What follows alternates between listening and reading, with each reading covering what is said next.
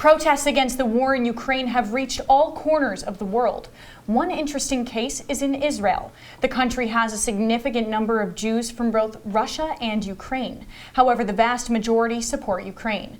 Talking Points analyst Moriah Humiston has more. This is terrible, and this is a fascism, nothing else.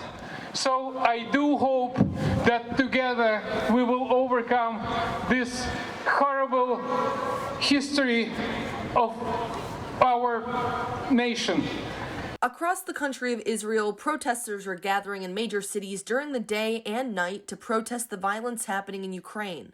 Many who attend the demonstrations have friends or family in Ukraine that are leaving the country and coming to Israel. At this protest in Habina Square in Tel Aviv, hundreds gathered to listen to Ukrainian refugees and leaders speak about their experiences. My house, tens of thousands of other Russian soldiers are bombing the homes of my friends and colleagues every single day, every single night. 5 days ago, I've lost my dear friend forever. We, the Ukrainians, have buried hundreds of civilians and children.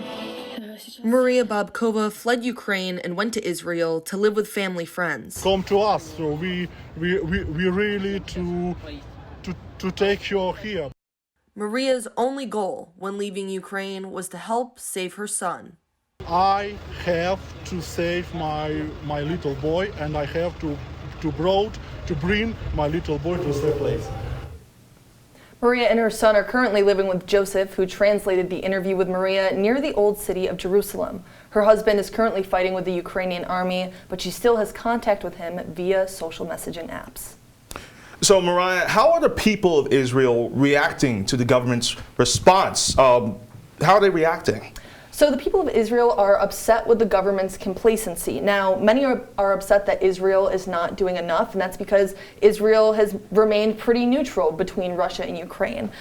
Israel relies on Russia for help on security with Syria, but there are many Jewish Ukrainian refugees now coming to the country, which kind of puts Israel at a standstill between which side that they're on in negotiations. And Moriah, we saw today a new development about a program that's being launched urging these Jewish Ukrainian refugees to come to Israel. Can you talk a little bit about that program? So there's a new program being launched with the government that's urging Jewish Ukrainian refugees to come to the country. Now, there's a bigger problem with this, and that is something that Maria discussed in her interview, which is citizens that are coming from Ukraine to Israel who are not Jewish.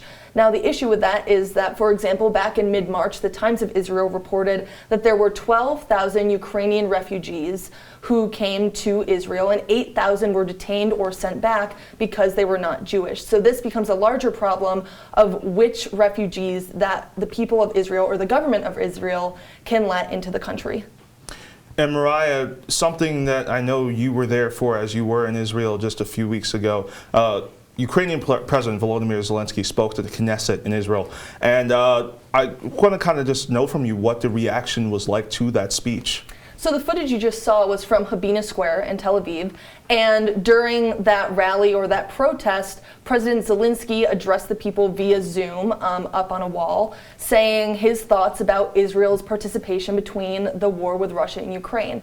And something specifically that he compared it to was he made a lot of references to the 1920s, and he made references to the Nazi Party and compared terminology that Russia is using versus what the Nazi Party used. And specifically, he mentioned to the people of Israel that the entire world is watching, and he was asking them to explain why Ukraine is still asking for help and why they are specifically still having to ask for Israel's help. And it was met with silence, some scattered applause for a group of hundreds of people there, and it seemed to be a really tense moment for the people that were in Habina Square. Talking Points analyst Moriah Humiston, thank you so much.